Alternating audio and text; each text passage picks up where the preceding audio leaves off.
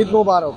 পবিত্র ঈদুল আজহার পর আপনারা নিশ্চয়ই জানেন যে সবাই পশু কুরবানির পরে যে সেই চামড়াগুলো আছে সেগুলো বিদেশি রপ্তানি সহ সারা দেশে সেগুলো মজুত করা হয় এবং বিভিন্ন এলাকা থেকে পশু কুরবানির পর সেই চামড়াগুলো সংগ্রহ করে মজুত করা হয়। আমরা আছি কক্সবাজারের যে কালুর দোকান, সেখানে এখানে একটি বাজার আছে। প্রতি বছর এখানে পশুর চামড়াগুলো এনে সংরক্ষণ করা হয় এবং এটির সাথে সেগুলো লবণ মিশিয়ে রাখা হয়।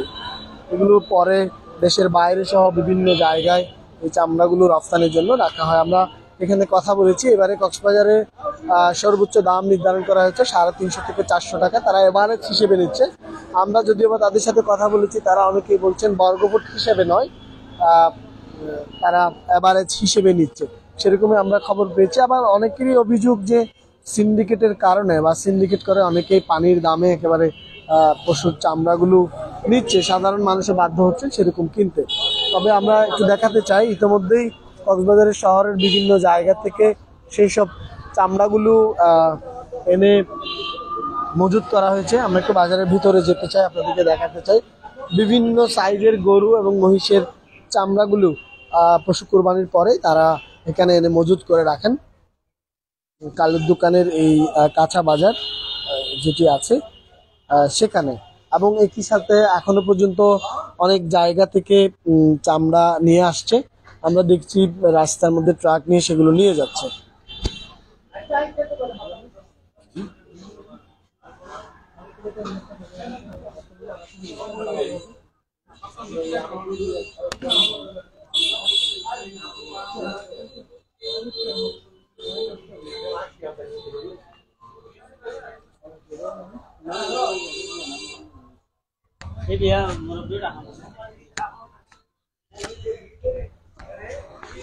দর্শক, আমরা কথা বলবার চেষ্টা করব। এখানে অনেকেই আছেন, তবে অনেকেই কথা বলতে চায় না।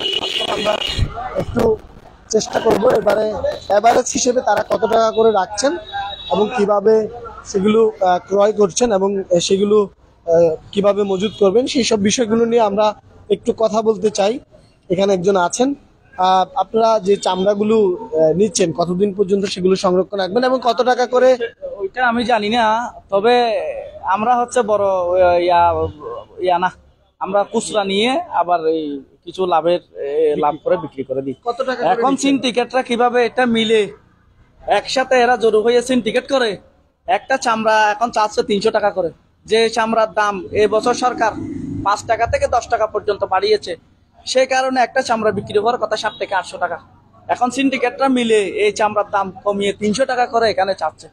এখন সরকারের থেকে এই যে এদের বিরুদ্ধে, এসব সিন্ডিকেট ভেঙে এদের বিরুদ্ধে কঠিন আইনানুগ ব্যবস্থা নিতে হবে। কারণ এই সিন্ডিকেটের কারণে বাংলাদেশের চামড়ার দশ নেমেছে। তাই আমি চাই, বাংলাদেশ সরকারের কাছে অনুরোধ করছি, প্রশাসনের কাছে অনুরোধ করছি, এসব সিন্ডিকেটের বিরুদ্ধে আইনানুগ ব্যবস্থা নেব। কম আগের চেয়ে আগে আমরা চামড়া বিক্রি করছি একটা 3000 টাকা করে, 4000 টাকা করে এক পিস চামড়া আমরা বিক্রি করছি। এখন চামড়া চাচ্ছে 300 টাকা করে, মাত্র 350 টাকা করে চাচ্ছে। এভারেজে কত টাকা করে কিনছেন? এভারেজে আমি ধরেন 350, 400, 500 পড়ছে। এখন এখানে চামড়া 500 টাকা করে কিনে, 700 টাকা করে কিনে, এখানে চামড়ার দাম চাচ্ছে মাত্র 300 টাকা। এটা জরুরি সিন্ডিকেটে, এটা তো সিন্ডিকেটের কারণেই তো চামড়ার দাম কমে গেছে। কয়টা থেকে চামড়া আসতে শুরু করেছে? এর ধরেন একটা থেকে। কতগুলো এসেছে? এখন আনুমানিক এখানে কালোর দোকানের মধ্যে প্রায় 4 থেকে 5,000 চামড়া আছে। বিভিন্ন এলাকা থেকে, হ্যাঁ, বিভিন্ন পাহাড়তলি থেকে, তারাবনিয়াচড়া থেকে, টাকপাড়া থেকে, পিটি স্কুল থেকে, পাহাড়তলি থেকে অনেক চামড়া আছে এখানে মজুত করে রাখছে। আপনি একটু বলেন যে আসলে এই প্রক্রিয়াটি কি, মানে এগুলো এখানে এনে মজুত করবে, এরপরে কি করবে? এগুলি আবার বিক্রি করবে, এখানে মজুত করে এরপরে দেন আবার বিক্রি করবে। কতদিন রাখবে? কতদিন? আজকে বিক্রি হবে, আজকে রাত্রে 12টার ভিতরে বিক্রি হয়ে যাবে। লবণ আছে কি? লবণ এখানে কোনো লবণ নাই, এখানে লবণ হবে না। ওই যারা বড় পার্টি দিবে এরা কি লবণ দিয়ে দিবে ওখানে, এখানে লবণ দেওয়া যাবে না। দর্শক, কথা বলছিলাম, এখানে আছেন অনেকে, তবে তাদের একটি অভিযোগ যে সিন্ডিকেটের কারণে অনেক কম টাকায় তাদের চামড়াগুলো নিতে হচ্ছে এবং সেখানে তেমন একটা লাভ করতে পারবেন না অন্যান্য বছরের চেয়ে। যদিও বা সরকার এই বছর প্রতি বর্গফুটে 5 থেকে 7 টাকা করে বাড়িয়েছে, সেরকমই খবর আছে। আমরা একটু দেখাতে চাই যে অটোতে করে বিভিন্ন এলাকা থেকে এখনো পর্যন্ত যে গরু মহিষের চামড়াগুলো কোরবানি পশুর যে চামড়াগুলো সেগুলো বিভিন্ন বাজারে আনছে। যদিও বা কক্সবাজার শহরের সবচেয়ে বড় যে দুটি বাজার, বড় বাজার এবং কালোর দোকান বাজার, তার মধ্যে কালোর দোকান এই বাজারে এই চামড়াগুলো আনা হয়েছে এবং একই সাথে এখান থেকে আবার বড় বড় যারা আড়তদার আছেন এগুলো চামড়াগুলো সংরক্ষণ করবেন লবণ দিয়ে, তারা আবার বিভিন্ন ট্রাকে করে সেগুলো নিয়ে যাচ্ছে। আমরা একটু সেদিকে যেতে চাই, দেখাতে চাই। দুপুর 1টা থেকে এই চামড়াগুলো বিভিন্ন এলাকা থেকে আসতে শুরু করেছে, সেরকমই বলছিলেন ব্যবসায়ীরা। তবে একেবারে এখানে যারা আছেন ছোট পাইকার যারা আছেন তারা সেগুলো কিনেন।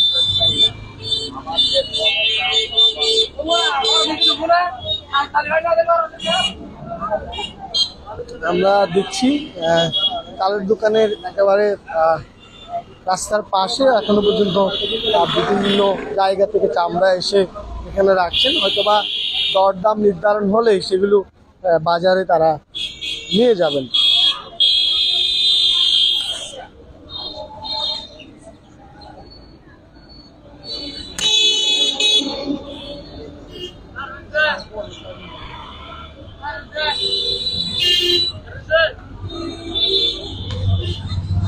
দর্শক, আমরা দেখানোর চেষ্টা করছিলাম, একই সাথে যারা আসলে ব্যবসায়ী আসেন অনেকেই কথা বলতে নারাজ সাংবাদিকদের সাথে। অনেকেই মনে করছেন হয়তো বা তাদের দামের ঘাটতি হতে পারে।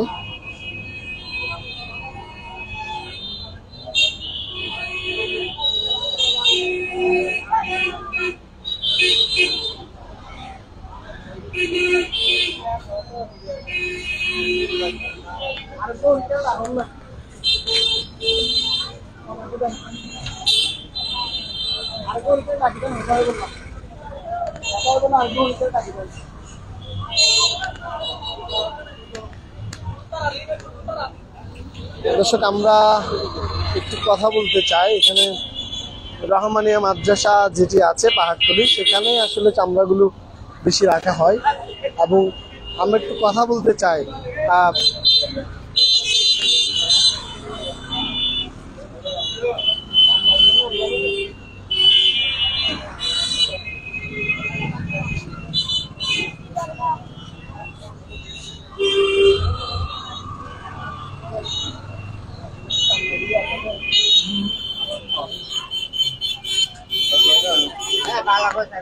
দর্শক, আমরা কালোর দোকান বাজার থেকে যুক্ত ছিলাম, যে একেবারে সাংবাদিক দেখে অনেকে এখান থেকে সরে গিয়েছেন। কেন গিয়েছেন সেটি এখনো পর্যন্ত আমরা নিশ্চিত নয়, তবে অনেকেই বলছে সিন্ডিকেট করে বা চামড়ার দাম কমে সেটি সাধারণ মানুষ থেকে কিনে বেশি দামে বিক্রি করার জন্যও এখানে সিন্ডিকেট করেছে, সেরকমই একজন বলছিলেন, আমরা আপনাদেরকে দেখানোর চেষ্টা করছিলাম।